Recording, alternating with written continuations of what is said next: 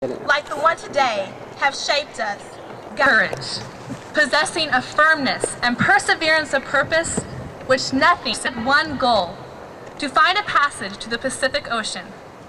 To accomplish this goal, he spent over 2 years in uncharted wilderness, and he suffered sickness, hunger, and fatigue.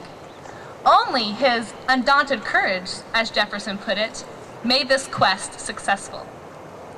We, the graduating class of 1999, stand today in what was to Lewis and Clark the gateway to the West, and what is to us the gateway to the rest of our lives. As we now venture into an uncharted future, we must let these words, undaunted courage, echo in our minds. We will need courage when we wave goodbye to our parents from a new college dorm, or when we walk into the workplace for a new job. But most importantly, we will need courage in our everyday lives to seek and to share. The courage to seek is needed for a rich and stimulating life. Let us promise that we will always seek knowledge, even when our formal education ends. We have many examples of people who had the courage to seek. People like Marie Curie, the Wright brothers, and Charles Drew, who never stopped until they had found that element, that machine, or that medical breakthrough. We must also have that zeal to keep learning and discovering. To echo the words of T.S. Eliot, we shall not cease from exploration. This is the courage to seek. The second test of courage is the courage to share.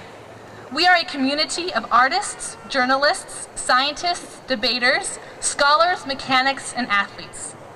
In a society driven by personal gain, we need courage to generously use these talents and to give of our time and means.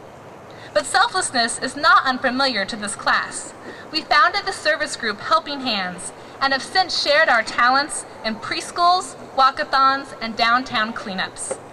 We have learned to stretch beyond our own group and to give. This is the courage to share. We will be able to seek and to share with undaunted courage because we are prepared. Just as Lewis spent weeks preparing for his journey, we have spent the last 18 years laying a foundation from which we can now expand. Our teachers, administrators, friends, and families have all helped ready us for this launch voyage, but it was not the source of their courage. Their courage came from the fact that they had learned how to learn so that they could adapt to the unexpected. Our teachers have taught us how to learn, as they have pushed us beyond what sometimes seemed reasonable. Just ask anyone who wrote that first literary analysis paper without a rewrite, or ask a musician who has come to band practice in the middle of August what it means to be pushed and the courage that results. We also learn courage from experience, the 89.4% that made us wish we had worked just a little harder, the all-nighter that taught us the curse of procrastination, and the smile from a child at Special Olympics. At home, our parents have armed us with courage, from our very first adventures until now, the beginning of our journey alone. Their love has been and will continue to be our lifeline. By rearing us with love, providing for physical and spiritual needs, and teaching us to be good citizens, they have armed us with courage. Now, as we close this decade, this century, and this millennium, we are prepared. Because we are prepared, we need not fear. We can have the undaunted courage to seek and to share.